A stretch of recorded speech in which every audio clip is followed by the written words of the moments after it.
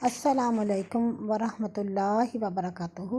खुश्क खांसी के लिए या जो बलगम सीने में है उसके लिए 10 छवारे, 10 बादाम, 1 चम्मच हल्दी और 2 चम्मच गुड़ ले लें और इसको 1 गिलास पानी के अंदर डाल के अच्छे तरीके से पकाएं।